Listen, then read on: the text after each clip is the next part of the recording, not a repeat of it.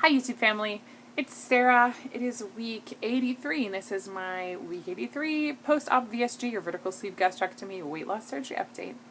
I had my weight loss surgery November 30th, 2012 in Mexicali, Mexico with Dr. Aceves. Let me do all the numbers really quickly. My highest weight was 460 pounds. That was in September of 2012. Surgery day weight was 420. Last week I was 211.4. Sorry, 2 weeks ago I was 211.4. I didn't have a chance to do a Friday update last week. This week I'm 205.8.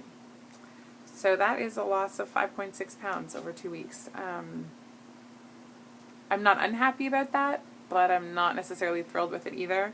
And I will talk more about that in a little bit. Yeah. What I will say is 205.8 is officially the lowest weight I've ever seen on a scale. The very first weight I remember ever weighing, I was 13 years old. It was right before my graduation from elementary school, grade 8 graduation. So it would have been, I guess, in May. So that was 20-something years ago.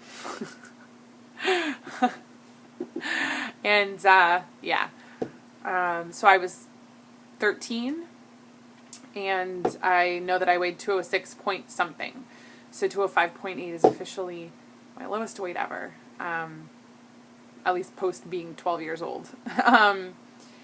Also, I was only 5'9" at the time. I'm now 5'10.5", and not a lot, but some of my current weight is actually skin, so I am actually quite a bit smaller physically than I was at that point. So that was kind of a mindfuck, to be honest, today, getting on the scale and seeing that number. It has been a stressful couple of weeks for me. The last week especially has been very stressful. Not necessarily in a bad way, but it's just been very emotional, and I've had a lot going on. Unfortunately, a few, different things have happened. I talked about Dr. Aceves passing away, which really did affect me quite a bit. And also my aunt and uncle lost their home in a fire and lost their dog as well, which was really sad. And some other things have been happening too. And Will and I are actually going to make a video after this talking about some of that stuff as well. But it has been tough. And I've talked before that my reaction to stress is to not eat, and so I haven't been a good weight loss surgery patient the last little while. I have not been eating a lot. I haven't been eating the right things, kind of sucking, but I have been losing. I don't like to lose weight because of not eating. You guys know, I did have an issue with an eating disorder. I would love to say that that has nothing to do with what's going on right now. The fact is it does. I can honestly only say so much right now, but I'm having some real issues with self-esteem, and that tends, and sort of feeling like things are a bit out of control, and that tends to bring up some of my eating issues. So I think that things are getting better. I'm not really sure. That's all I can say about that.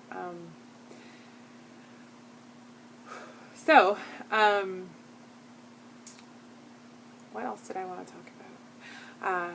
Chris, Gooch Monster, was up here this past weekend, which was really fun. I will put a link to his video about his visit because I don't want to rehash everything if you also follow him, which you might if you follow this channel. And so I will put a link to his video if you want to know more about what we did while he was here. I wanted to talk about Walter, the VSG warrior. I think I first heard about Walter, it was either from Chris or maybe Phil, Backings Phil. And then I know Phil was talking about his video last night on Backings, but all of his videos actually are really insightful and amazing. He's hilarious. He does great impressions, but he's super real. And he's not afraid to be vulnerable. And you guys know I'm a big fan of the men in the community. That sounded weird, didn't it? I'm always happy to see more men in the community because I think it's really important. But I do think that sometimes it's harder for the men in the community to really sort of be vulnerable and put themselves out there. And there's definitely some exceptions. But Walter is special. He has that thing. He's entertaining, but he's real and he's open. And he allows himself to be vulnerable. And that's rare. And I love watching his videos. But he made an amazing video talking about the emotional chains of obesity. And he talked about all kinds of things in the video. He talked about, the idea of like therapy and that sort of thing, and whether people did that, and I'll kind of let other people answer that question. But I just kind of wanted to address a few of the things that he talked about, and just generally overall. I guess one of the things he was wondering is if losing weight, if surgery, does it fix those emotional things? And he talked about, some traumatic experiences he had. It doesn't really fix anything. The very insightful Sarah Norgan, Sarah Spoon, told me once weight loss surgery is a gift. The surprise is that when you unwrap the gift, what's in there is all the problems you never dealt with before. And that is so true. And so I wish I could say that weight loss surgery or weight loss fixes those emotional issues, like it heals you from being fat, but it doesn't. It doesn't heal you.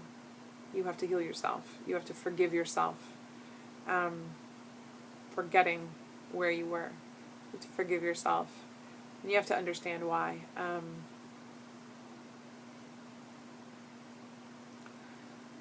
This might get a little deep right here, but I had what I would call a breakthrough this week.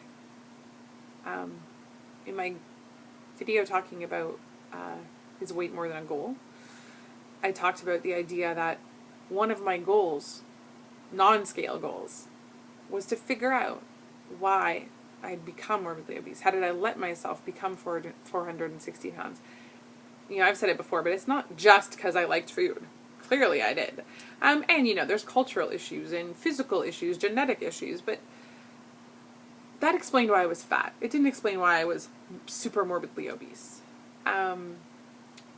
Recent events have led me to understand, and I literally had a moment where I was talking to my husband Will about it, and I just said it, and it just came out, and I realized, oh my God, like that's it. I've talked before about having an eating disorder when I was 17. It was a bad period of my life. I won't necessarily go into detail because I don't think it's super important, but I did a number of things that involve self-harm in one way or another. And one of those things was the eating disorder, and there were other things as well. But I was abusing my body. And when that stopped, I realized that's when I really started gaining a lot of weight. And there were two things at work. I think I never forgave myself. I never stopped blaming myself for things that happened. And I was punishing myself for those things. And the way that I chose to self-harm was to get fat, was to eat, because it was more socially acceptable, because no one could call me out and say I was doing something dangerous, because it was a way of harming myself a little bit more every day. And now that that's no longer an option, I realized that when things got hard again in my life, when things got emotional, when some of those issues from the past came up, I tried, or I wanted, I shouldn't say I tried, but I wanted to go back to the old behaviors, what I did before getting fat was the way I chose to self-harm. And I couldn't understand why. But then I realized it was exactly like when someone talks about eating their emotions, and when food is no longer there to comfort them, they have to turn to something else. It was the same thing, except I never felt like I was really eating my emotions. But I was eating to what I thought was heal myself, but really to harm myself, to punish myself. I don't know whether anyone else has had that experience, and I don't know if that will make sense to everyone. That was a big deal to me, because I've been frightened of the idea of regain, because I didn't understand why I'd gotten where I did. And so, as scary as that realization was, it was empowering, because I realized that now that I knew, that changed the game. Changed the game.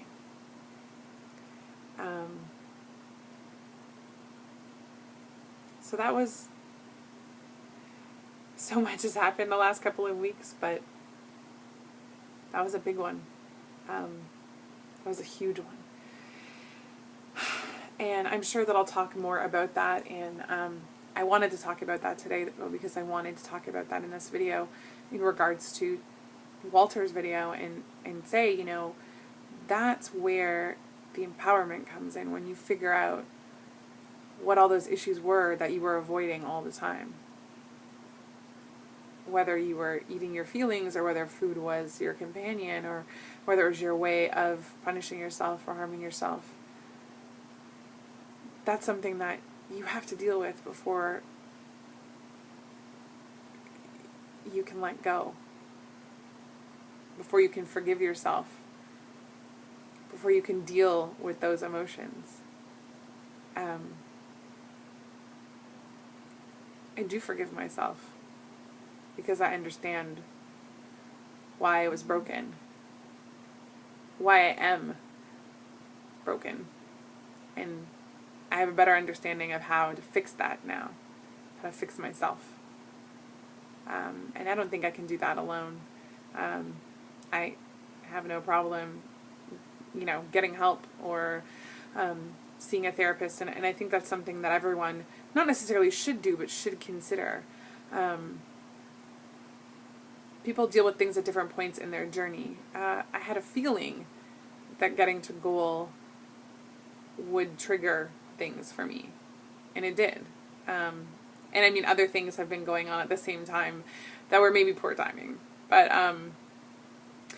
like I said, I have another video coming up that's going to explain a little bit more about that. But and I'm sorry this week is a bit heavy and a bit of a downer, but that's what's going on, guys. That's what's happening. Who knows? Maybe there's more revelations to come.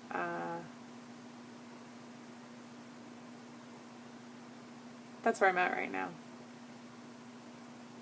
I'm happy that I've gotten to the point where I've reached maybe even a more important goal than my scale goal, which is to really understand why I was super morbidly obese, and in that I feel like I understand how to not allow myself to go back there.